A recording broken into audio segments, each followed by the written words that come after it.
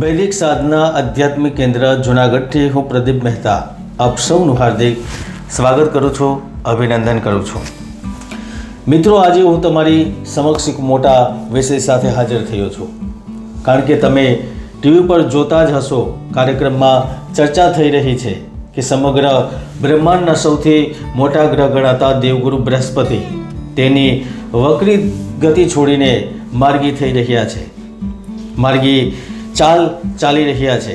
તો આજે આપણે તેના વિશે ચર્ચા કરીશું કે જ્યારે દેવગુરુ બૃહસ્પતિ તેની વક્રી ગતિ છોડીને માર્ગી થશે ત્યારે તે કુંભ રાશિ માટે શું કરશે.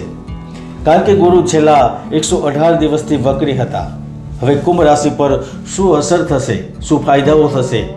કારણ કે ગુરુ ગ્રહ તમારી કુંડળીના 3જા ભાવમાં માર્ગી થઈ રહ્યા છે, તો તે તમારી કુંડળીના 3 ભાવ પર દ્રષ્ટિ કરી રહ્યા છે. અને જ્યોતિષશાસ્ત્ર કહે છે કે તેઓ જ્યાં પણ દ્રષ્ટિ કરે છે તે ભાવના ફળને અમૃતમાં ફેરવે છે. તેથી જો આ દૃષ્ટિકોણથી જોવામાં આવે તો તે તમારી કુંડળીના 7મા, 10મા અને 11મા ભાવને જોઈ રહ્યા છે. તો હવે શું થશે, ચાલો સમજીએ. મિત્રો, આ વિડીયો ચંદ્ર રાશિ ઉપર આધારિત છે. જે લોકો તમને વિડીયોની કોમેન્ટમાં જવાબ આપે છે તેઓ ષડયંત્રકારી પણ હોઈ શકે છે. તેથી આ વાતને ગંભીરતાથી લેવી. તો ચાલો જાણીએ કે ગુરુ તમારા જીવનમાં શું મોટું કરવા જઈ રહ્યા છે, તમારા જીવનને કેવી રીતે પ્રભાવિત કરવા જઈ રહ્યા છે. તો શાંતિથી અને ધ્યાનથી સાંભળજો. મિત્રો, જો તમારી કુંડળી પ્રમાણે જોવામાં આવે તો ગુરુ તમારા 3જા ભાવમાં માર્ગી થઈ રહ્યા છે, એટલે કે તે તમારા સાહસના ભાવમાં માર્ગી થઈ રહ્યા છે અને તે મંગળની રાશિમાં માર્ગી થઈ રહ્યા છે, એટલે કે તે મિત્ર રાશિમાં માર્ગી થઈ રહ્યા છે. કારણ કે ગુરુ અને મંગળ બંને મિત્રો છે. તેથી તે સામાજિક દૃષ્ટિકોણથી તમારી પ્રતિષ્ઠામાં વધારો કરશે, કામ માટે કરવામાં આવેલી વિદેશ યાત્રાથી ફાયદો કરાવશે, વાતાવરણને ખુશનુમા બનાવવામાં મદદ કરશે, કરિયર સંબંધિત બાબતોમાં ઈચ્છિત પરિણામો અપાવશે, વેપારમાં ઘણી સુવર્ણ તકો આવશે, એટલે કે તમારા પરાક્રમમાં વધારો કરશે. જો તમે વેપાર કરી રહ્યા છો અને મોટા નિર્ણયો લેવાથી ડરતા હતા તો તમે અચાનક જ નિર્ણયો લેવાનું શરૂ કરશો. જો ભાઈ બહેન વચ્ચે મિલકતને લઈને કોઈ વિવાદ ચાલી રહ્યો હતો તો તે વિવાદનું સમાધાન થશે.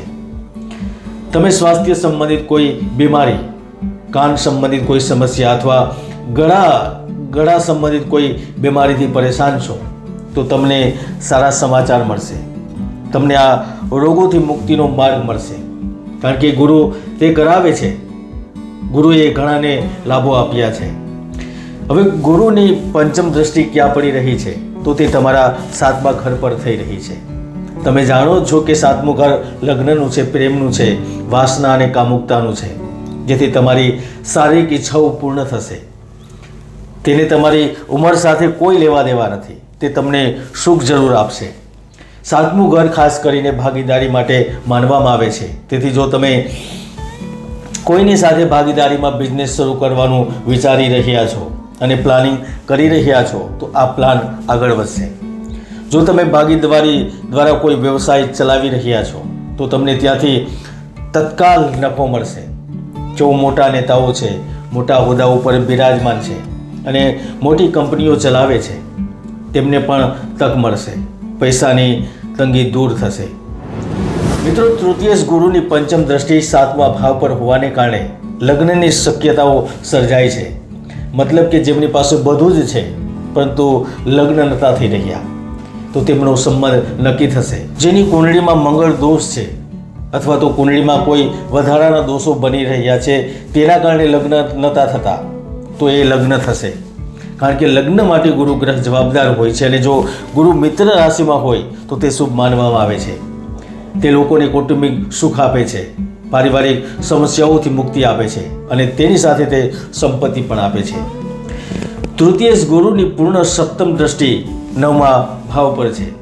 તેના પ્રભાવથી વ્યક્તિ પ્રભાવશાળી, પોતાના વિશે જાણકાર, સંતોષી, ધાર્મિક, બાળકોથી સુખી, ભાગ્યશાળી, ઉદાર અને મુક્ત મનવાળો બને છે.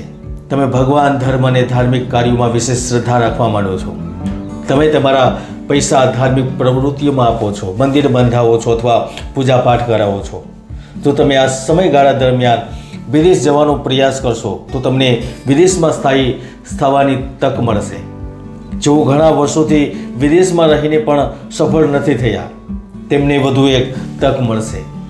જેમનું કામ જમીન, મકાન, મિલકત, ખેતી, રેસ્ટોરન્ટ, હોટલ કે ઇલેક્ટ્રોનિક સાધન સામગ્રી સાથે સંકળાયેલું છે, એટલે કે મંગળથી સંબંધિત છે, તો તેમને ખૂબ પૈસા મળશે. તમારો બિઝનેસ પણ વધવા લાગશે. જો આની સાથે સંબંધિત કોઈ નાનો વ્યક્તિ જોડાયેલો હોય, નાનું કામ કરતો હોય, તો તે પણ એક મોટી તક માટે તૈયાર રહે. એટલે કે આ સમયે ગુરુ તમને ચોક્કસ ધન આપશે, લાભ આપશે. તમને તમારા બાળકોની કારકિર્દી સંબંધિત સારા સમાચાર પણ મળી શકે છે. તમારો વ્યવસાય અનેક ગણો વધી જાય છે. તમને નવી નોકરીની ઓફર મળવા લાગે છે. તમે શેર બજારમાં રોકાણ કરો છો તો ત્યાંથી અચાનક જ નફો મળી જાય છે. વ્યક્તિને અણધારી સંપત્તિ મળે છે અને આ બધી શક્યતાઓ ગુરુને કારણે સર્જાય છે, એમાં કોઈ શંકાને સ્થાન નથી. અને એ 31 ડિસેમ્બરથી ઓક્ટોબર સુધી ચાલશે. મિત્રો, જ્યોતિષમાં એવા ઘણા મહાયોગો છે જે વ્યક્તિને સફળ બનાવી દે છે, ઊંચાઈઓ સુધી લઈ જાય છે. તો ઘણા એવા દુર્યોગો પણ છે જે વ્યક્તિની ભરપૂર મહેનતને સફળ નથી થવા દેતા. તેથી કુંડળીનું વિશ્લેષણ કરો, જાણો, સમજો અને પછી આગળ વધી જાઓ.